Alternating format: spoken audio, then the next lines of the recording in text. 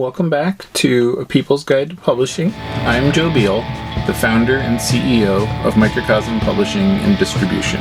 I'm also the author of A People's Guide to Publishing, which distills what I've learned from selling millions of books over the past 25 years. I'm Ellie Blue. I'm the editorial and marketing director here at Microcosm. We are an independent mid-list publisher based in Portland, Oregon, and Cleveland, Ohio. We have over 700 books, over 25 employees, and we make about 40 new books every year. And we distribute thousands of titles from other publishers. We started this podcast so that we can share what we've learned with newer publishers so that you can learn from our mistakes. Or maybe you just want to understand the publishing industry. This week, we are going to talk about an honor that was bestowed upon us unexpectedly that we should have told you about like 6 or 7 months ago. But we're really excited. We are still really excited. In fact, I put it in my email signature. What happened? In 2022, we were the #1 fastest growing publisher in the world, which is really weird to say. Or of those who are, according to Publishers Weekly, who does analytics about this every year. We were so excited, in part because that's awesome, and in part because it really validated how tired we all were. Yeah. And we more than quadrupled across 3 years, and we more than tripled across 2 years, which is the period that they measure across. But we only a little bit more than doubled our staff, so that's where the being tired comes in. Mm-hmm. And we were not one of those companies that was like bleeding people. Like we actually lost 0 people in 2021, which was kind of wild. We only added people. Yeah. Wow. And then, I know, right? When I found that one out, that was a little bit tiring. But good. I mean, in a good way. Yeah. And then that helped. And then we added a lot of capacity, but not as much as we added orders. So what made us the fastest growing publisher? We sold a lot of books. We did sell so many books. Mm-hmm. It's so true. But I think it really was 2 factors. We were inflating our budgets, and we were just closer to the ground. So we had a better measure on what we could do by investing in capacity. So while basically every company bigger than us was slashing budgets and freezing budgets and, cutting costs, we were just right back to it. We were like putting more money in. We bought another warehouse. We more than doubled our staff, and the sales just came heavily. And that was an interesting thing to have happen because in publishing, for those who are newer to the game, mostly when you have like a banner year like that, it's because you have like one new runaway bestseller, whereas our bestsellers for the year were all 5 years old. That's true. 3 to 5 years old. Yeah.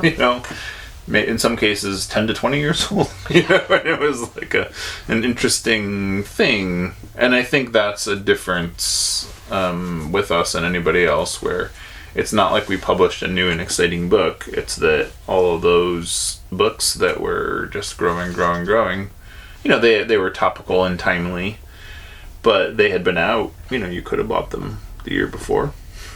Which is an interesting thing for us, is that the only thing we really did differently was being ourselves more, and then believing in what we were doing.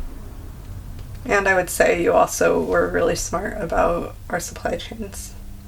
That is a great point. Yeah, that's true. I really invested in our relationships, and like our printer hasn't come out and said that we are their biggest customer, but they've implied it a few times, so I don't know what that means. And I feel like... No, I've seen you use other printers. I don't think of it as using other printers. Sorry, I think of it as like, printers. Understanding our relationship.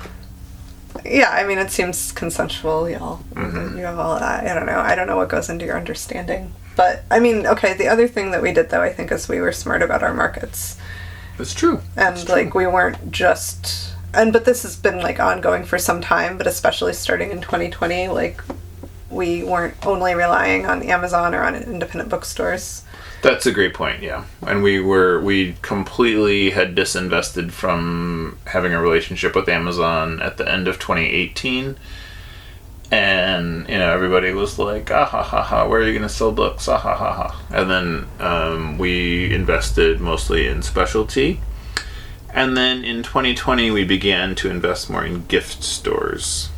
And then the two of those were remarkably solid through the pandemic, whereas Yeah, that's true. the bookstores had a little bit of what is now being called in hindsight an artificial bump. And, obviously we have a direct-to-consumer website, for people that...